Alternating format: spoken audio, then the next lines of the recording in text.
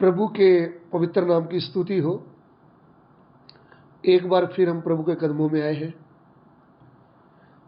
आज के ध्यान के लिए पढ़ना चाहूँगा पुराने नियम से पहला राजा उसका 18 अध्याय उसका 21 वचन। First king chapter 18 verse 21। पहला राजा 18:21।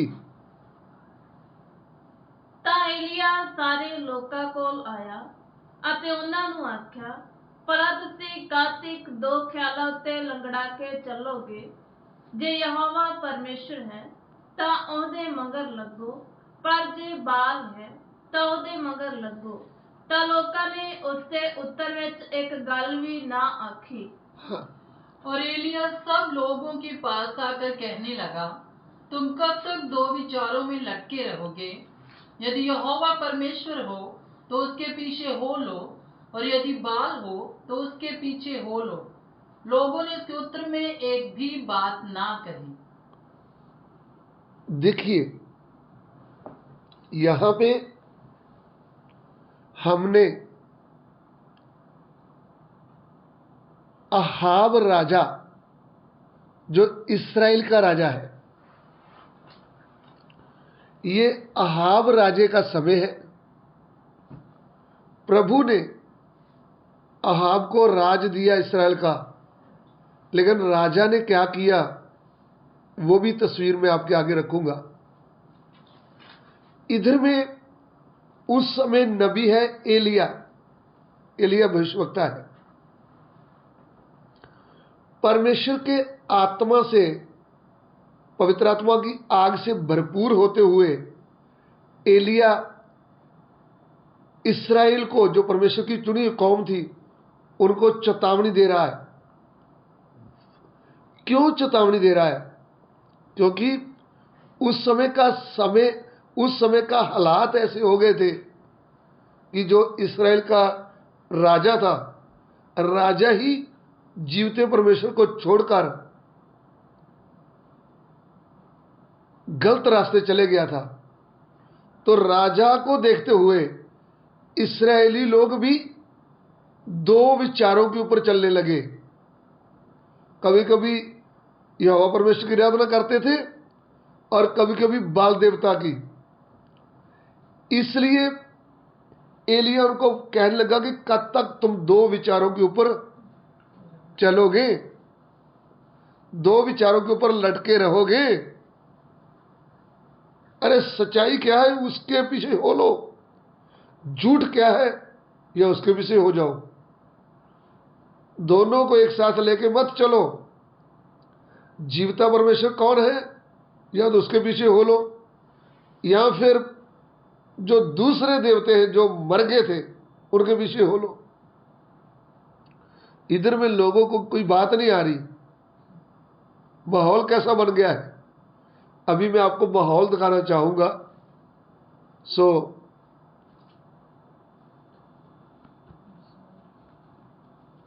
पहला राजा 16 अध्याय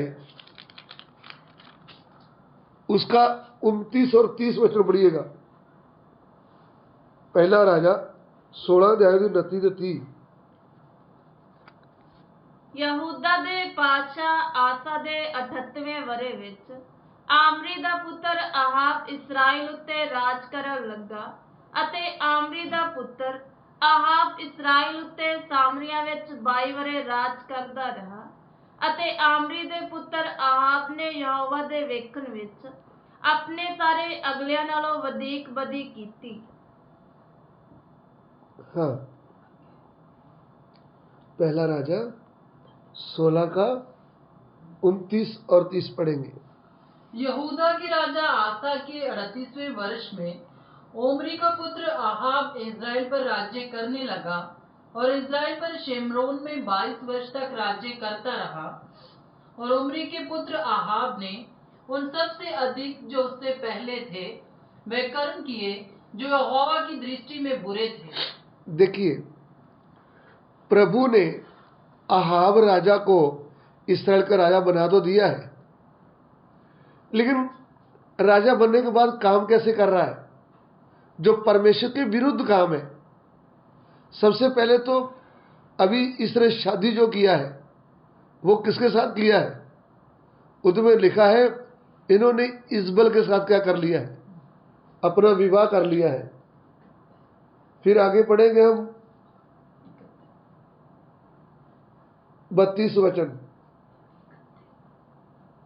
31 से पढ़ो। उसने तो नबात के पुत्र यरोबाम के पापों में चलना हल्की सी बात जानकर सिदोनियों के राजा एतबाल की बेटी इजेबेल से विवाह करके बाल देवता की उपासना की और उसको दंडवत किया। देखिए इधर में सिदोनियों के राजा इतबाल की बेटी इजबेल से विवाह कर लिया। तो ध्यान दीजिए, इस्राएल का राजा है, यहोवा परमेश्वर ने इनको राजा बनाया है, लेकिन शादी के लिए लड़की किधर से लाया है, सिदोनियों के राजा, यानी वो सिदोनियों की जो भविष्यवक्ता है उसकी पूजा करने वाले सिदोनियों जो है वो शेरा की भक्ति करने वाले हैं। इसमें हम पढ़ेंगे 32 वचन। उसने बाल का एक भवन शमरोन में बनाकर, शमरोन जहां पे उसका हेडक्वार्टर है, अहाब राजे का, शमरोन में क्या बना दिया है, बाल की एक वेदी बना दिया है। उसमें बाल की एक वेदी बनाई और अहाब ने एक अशेरा भी बनाया। देखिए अशेरा देवी का भी एक जगह बना दिया है। वरन उसने उन सब इजरायली राजाओं से बढ़कर जो उससे पहले थे इजराइल के परमेश्वर यहोवा को क्रोध दिलाने के काम किए। देखिए अभी जब राजा ही टेढ़े काम करेगा, जब राजा ही जीवते परमेश्वर को भूल जाएगा, तो फिर जिनके ऊपर राज करता उनका क्या हाल होगा। इधर में जरा हम खड़े होकर सोचें, परमेश्वर ने जब अहाब को राजा बनाया इसराइल का, तो अहाब क्या कर रहा है, जीवते परमेश्वर को भूल गया, बाल देवता का जगह बना दिया। फिर जो पत्नी है उसको उसके साथ विवाह कर लिया, तो फिर अशेरा देवी की भी जगह बना दी। अभी परमेश्वर के विरुद्ध इसने पाप किया है और परमेश्वर बहुत दुखी है, तो परमेश्वर ने दुखी होकर के एलिया भविष्यवक्ता को भेजा। एलिया ने आकर 3 साल 6 महीने मींह को बंद कर दिया और अभी इनकी हालत खराब हो गई है।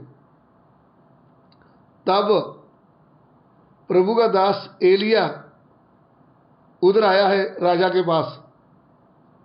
अभी हम वो भी वचन पढ़ेंगे, पहला राजा 18 अध्याय उसका 17 वचन, 17, 18, 19 वचन पढ़ेंगे।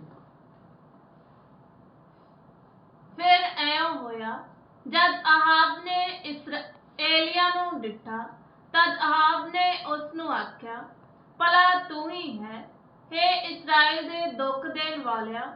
तां उसने आख्या, मैं इस्राएल नू दुख नहीं दिता, सगों तै अते तेरे पिता दे घराने ने जद तुसां यहोवा दे हुक्मां नू छड्ड दिता अते बाल दे मगर चल पए।